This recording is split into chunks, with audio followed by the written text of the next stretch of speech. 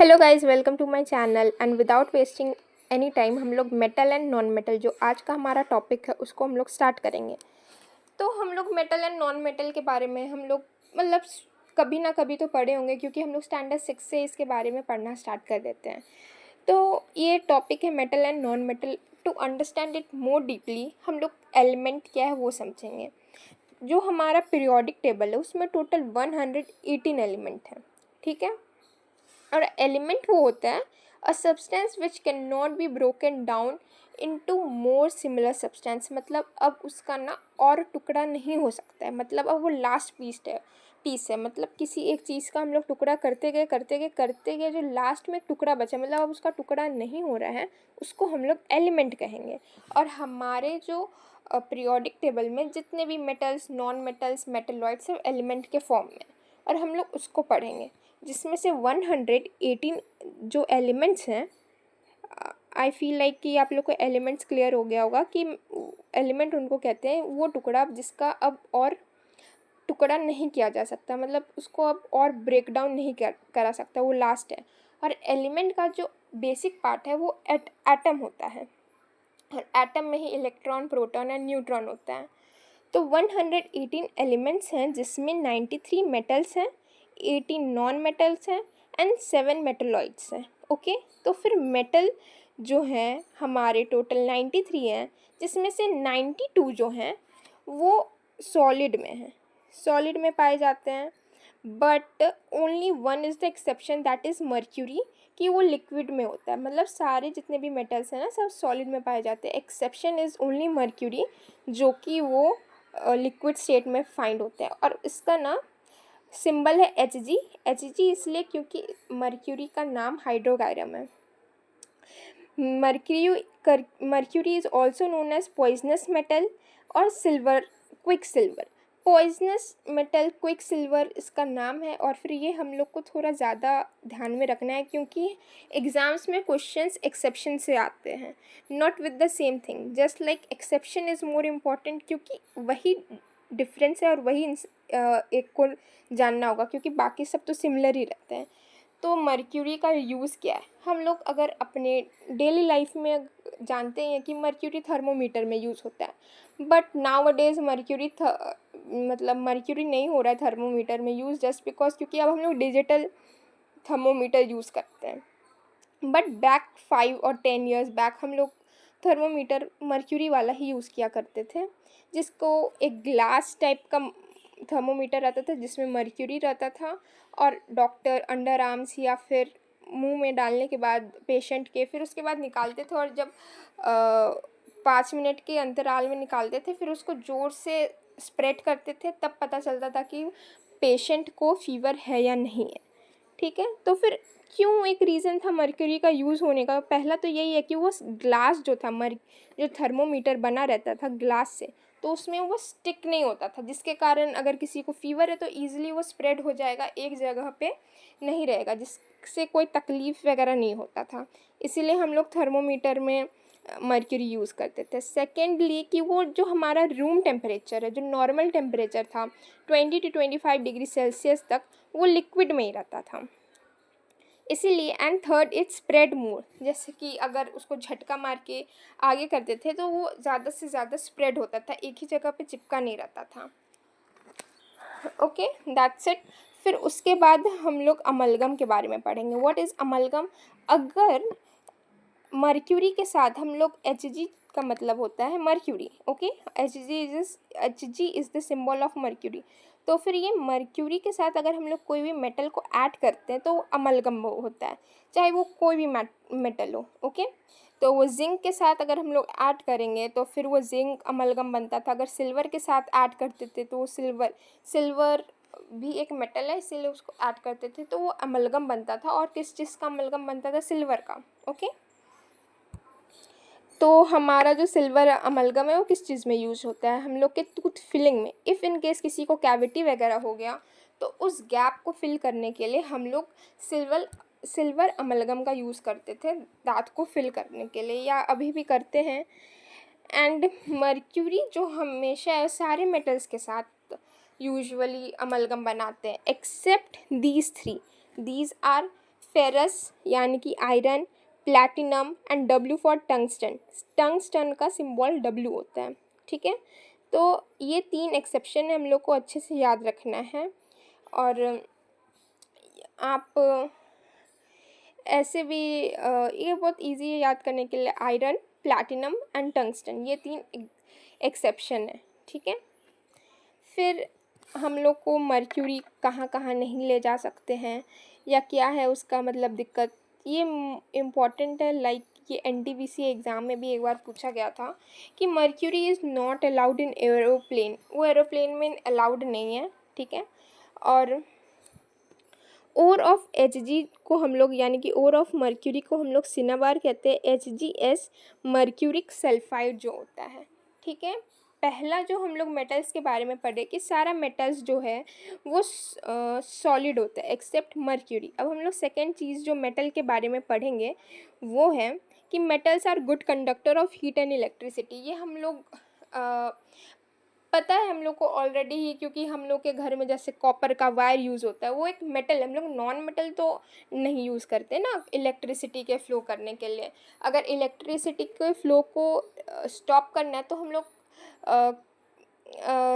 कोई ना कोई प्लास्टिक, वुड, ये सब यूज़ करते हैं, पर हम लोग मेटल को ही प्रेफर करते हैं अगर किसी चीज़ के इलेक्ट्रिसिटी या हीट को फ्लो कराने के लिए, ठीक है।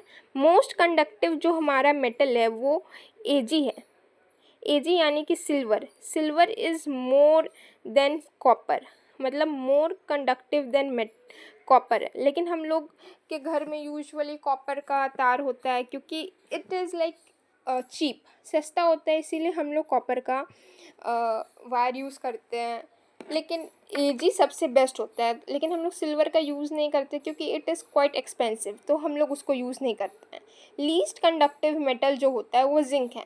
एंड ये जो मैं आपको बता रही हूँ कि कौन सबसे ज़्यादा मोस्ट कंडक्टिव है, लीस्ट कंडक्टिव है, these are important things, okay. क्योंकि यहाँ पे जितना भी मैंने लिखा है ना सब इम्पॉर्टेंस, एंड इसी से बेस्ड क्वेश्चंस आएंगे। Even if you will be solving any like books और क्वेश्चन पेपर और question bank, you will see कि सारा क्वेश्चन इन्हीं से आ रहा है, कोई एक्स्ट्रा नहीं होगा, ठीक है। इफ़ यू फील लाइक आप इसको नोट डाउन कर सकते हैं, and if you need note you may comment me down below, ठीक है। फिर लीस्ट कंडक्टिव ना जिंक है। फिर हम लोग सिल्वर का यूज़, जो सिल्वर जो है हमारा एक मेटल है, हम लोग उसका यूज़ कहाँ करते हैं।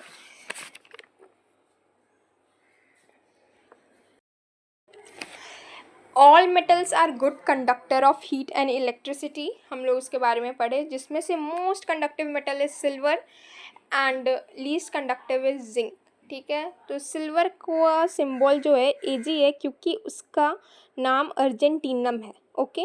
इसी के कारण हम लोग उसका सिंबल Ag रखें, ओके। एंड सिल्वर जो है यूज़ होता है एक तो वायर, सिल्वर का वैसे तो ज्वेलरी वगैरह भी बनते हैं, and silver is used in a form of foil कि वो फूड पैकेजिंग वगैरह में हेल्प होता है, फिर फूड डेकोरेशन में भी हेल्प होता है। But silver is quite expensive, तो फिर वो हम लोग को नाउ एंड देन यूज़ में नहीं मिलता है, तो हम लोग उसके बदले एल्यूमिनियम फॉइल यूज़ करते हैं।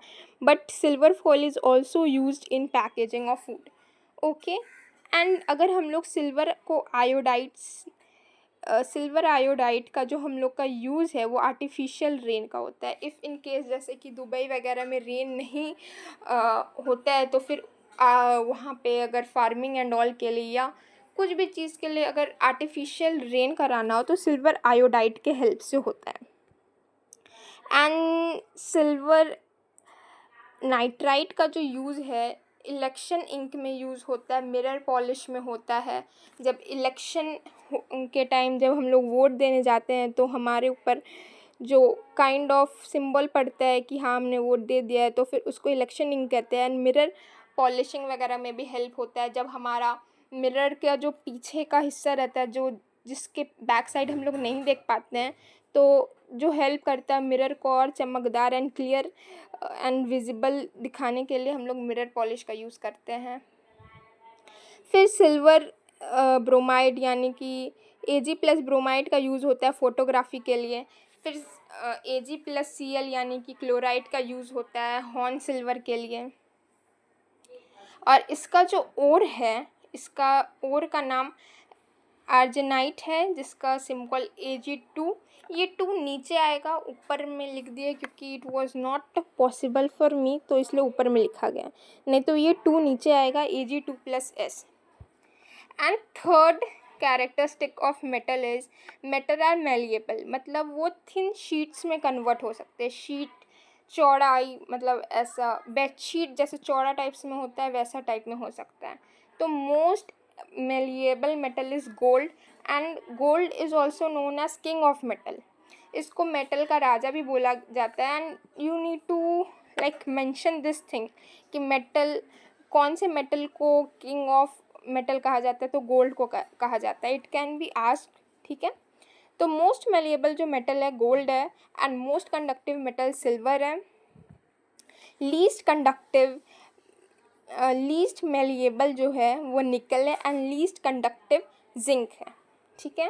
लीस्ट मेलिएबल मेटल इज निकल, okay. And fourth point is कि मेटल आर डक्टाइल, मतलब उनको हम लोग वायर्स के फॉर्म में बना सकते हैं। जैसे अभी हम स्टार्टिंग में बोले कि गुड कंडक्टर ऑफ इलेक्ट्रिसिटी होता है, जिसके कारण हम लोग कॉपर को यूज़ करते हैं। लेकिन सबसे मोस्ट कंडक्टिव जो है सिल्वर है, बट ड्यू टू इट्स एक्सपेंसिवनेस हम लोग उसको यूज़ नहीं, अफोर्ड नहीं कर पाते। But silver is most conductive, लेकिन उसके हम लोग सब्स्टिट्यूट में हम लोग कॉपर का यूज़ करते हैं। तो उसको कॉपर जो है वायर बनाता है। लेकिन सबसे परफेक्टली वायर कौन बनता है, मतलब मोस्ट डक्टाइल इज Au यानी कि गोल्ड, ये भी गोल्ड, एंड मोस्ट मेलिएबल भी गोल्ड है, ठीक है। मोस्ट मेलिएबल भी गोल्ड है, एंड मोस्ट कंडक्टाइल भी गोल्ड है। Only most conductive most conductive metal silver है। Otherwise most malleable and ductile is gold, and least malleable is nickel, and least ductile is Hg यानी कि mercury, वो least ductile है, यानी कि उससे मुश्किल से वायर बनता है, ओके। तो मेटल्स, जितने भी मेटल्स हैं उनका high melting and boiling point होता है। Mp मतलब मेल्टिंग पॉइंट, एंड Bp मतलब बॉइलिंग पॉइंट होता है। मोस्ट सबसे ज़्यादा melting and boiling point tungsten का है। टंगस्टन का जो सिंबल है हम लोग W लिखते हैं, ठीक है। और लीस्ट जो है मेल्टिंग एंड बॉइलिंग पॉइंट जो है, सबसे ज़्यादा लीस्ट जो है वो मर्क्यूरी का है, ठीक है। तो हम लोग देख सकते हैं कि 2 जगह सबसे लीस्ट में मर्क्यूरी आ रहा है, एक तो डक्टिलिटी में एंड एक मेल्टिंग और बॉइलिंग पॉइंट में। सबसे कम melting and boiling point mercury का है, और सबसे कम डक्टिलिटी यानी कि जो वायर को बना सकते हैं वो भी मर्क्यूरी का है। और most malleable and most ductile सिर्फ गोल्ड का है, ठीक है। And the seventh characteristic of metal is कि वो लीस्ट रिएक्टिव मेटल होते हैं। Metals are not generally very reactive, वो किसी से भी जल्दी रिएक्ट नहीं करेंगे। लेकिन मोस्ट रिएक्टिव मेटल जो हैं पोटेशियम है एंड सोडियम है, जिसके वजह से पोटेशियम और सोडियम को हम लोग को केरोसिन ऑयल में रखना पड़ता है, जिसको केरोसिन ऑयल को हिंदी में हम लोग मिट्टी का तेल भी कहते हैं, उसमें रखना होता है। तो पोटेशियम का जो सिंबल है वो K होता है, okay. And the symbol of sodium is Na,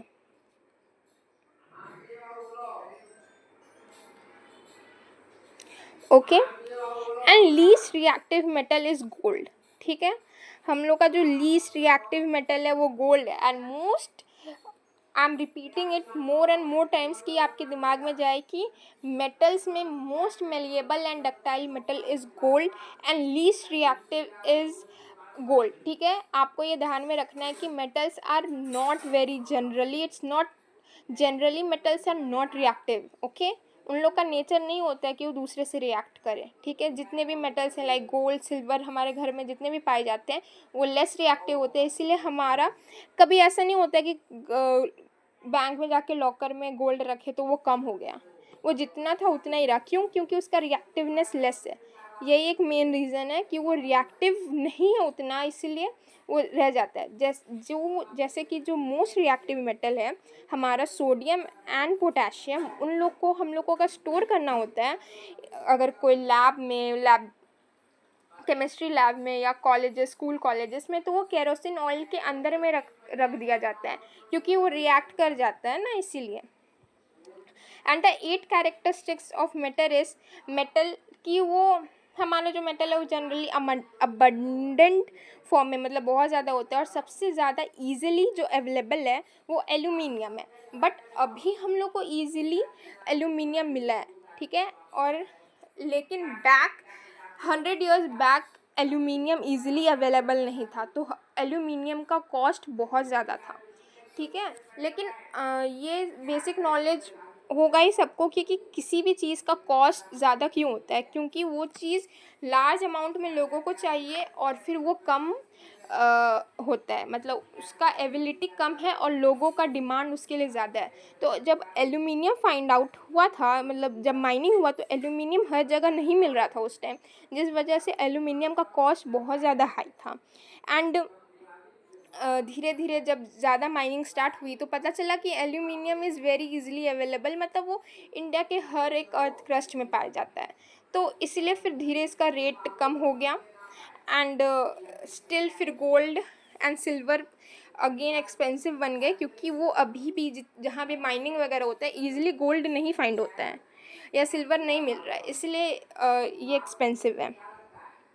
first metal जो हमारा डिस्कवर्ड हुआ था वो copper, and this is very easy, ये हम लोग 3rd and 4th स्टैंडर्ड से ही पढ़ना स्टार्ट कर लेते हैं, तो उतना इसमें कोई डाउट वाउट नहीं है। एंड 4000 BC में, जिसके बारे में हम लोग हिस्ट्री में भी पढ़ते हैं कि ह्यूमन जो है वो सबसे पहले जो मेटल को डिस्कवर किया था वो कॉपर था, जिससे वो कुछ कुछ बनाया, फॉरेस्ट वगैरह को उसके हेल्प से काटा, एंड देन जितने भी फॉरेस्ट वगैरह थे कट के फिर वो लोग आगे और बढ़े, फिर और इवोल्यूशन हुआ, ये सब एंड ऑल, ठीक है। एंड डेफिशिएंसी, जैसे कॉपर जो है एक मेटल है, वो एक ऐसे अर्थ क्रस्ट में भी फाइंड होता है और हमारे बॉडी में भी है, लाइक बायोलॉजिकल हमारे बॉडी में भी फाइंड आउट होता है। जैसे कि आयरन भी एक मेटल है, लेकिन वो हमारे बॉडी में भी होता है, Fe। तो अगर किसी को कॉपर की कमी है, यानी कि अगर किसी के अंदर कॉपर नहीं है उतना, जो हम लोग को यूजुअली कॉपर जो है हम लोग को पानी के थ्रू हमारे बॉडी को मिलता है, अगर किसी को कॉपर की कमी है तो उनको विल्सन अनीमिया हो जाता है।